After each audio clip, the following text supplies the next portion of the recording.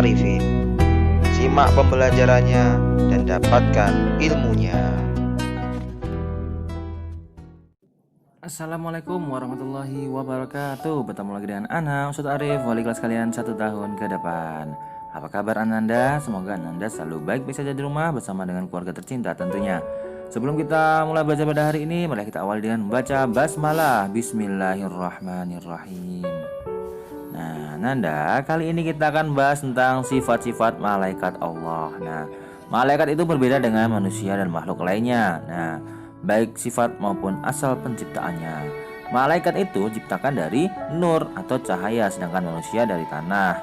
Nah, kalau iblis, setan itu dari api. Nah, malaikat tidak dapat dilihat dengan mata karena mereka adalah makhluk gaib. Nah, akan tetapi walaupun begitu, khusus pada para nabi dan rasul Allah, di antara malaikat itu ada yang menampakkan diri. Nah, bahkan dipertemukan oleh Allah Subhanahu wa taala.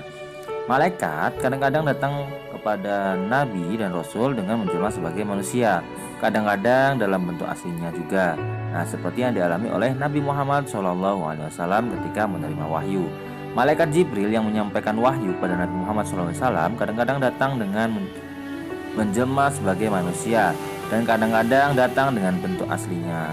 Nah, kadang-kadang ia juga datang dengan suara seperti suara gemerincing lonceng. Nah, kali ini kita akan membahas sifat-sifat malaikat. Nah, yang pertama itu ada selalu bertasbih siang dan malam. Jadi malaikat selain memiliki tugas-tugasnya masing-masing, ternyata juga bertasbih siang dan malam, tak pernah berhenti. Nah, yang kedua yaitu malaikat itu suci dari sifat manusia dan jin. Nah, suci di sini ialah suci seperti hawa nafsu, lapar, sakit, makan, tidur, berdebat, bercanda, dan lain sebagainya. Jadi malaikat itu tidak ada yang sakit, tidak ada yang butuh tidur, tidak perlu makan, ya, tidak memiliki hawa nafsu. Nah, kemudian selalu takut dan taat kepada Allah. Nah, tidak seperti manusia yang angkuh dan kadang-kadang menjalankan perintahnya dan kadang juga menjauhi larangannya. Ternyata malaikat tidak demikian. Malaikat selalu takut dan tunduk dan taat kepada Allah Subhanahu wa taala. Nah, selanjutnya sifat malaikat itu tidak pernah berbuat maksiat. Nah, sangat berbeda dengan manusia yang kadang khilaf atau berbuat maksiat. Ternyata malaikat tak pernah berbuat maksiat sama sekali dan akan senantiasa untuk selalu mengamalkan apa saja yang diperintahkan oleh Allah Subhanahu wa taala. Nah, yang selanjutnya itu memiliki sifat malu. Nah, sementara itu Ananda, senada dengan sifatnya manusia, malaikat ternyata juga memiliki rasa malu. Nah, kemudian bisa terganggu oleh bau yang tak sedap, anjing hingga patung. Nah, jadi bau yang tidak sedap memang menyengat.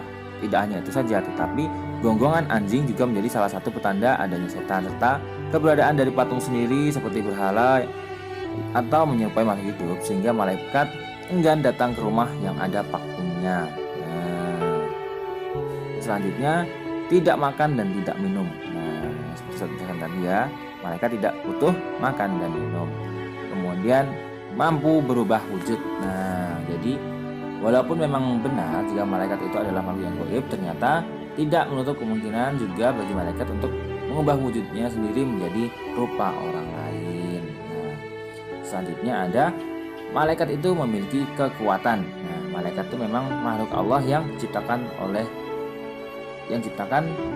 dari cahaya dengan memiliki tugas atau misinya masing-masing. Nah, ternyata malaikat itu juga dibekali suatu bentuk kekuatan yang dahsyat.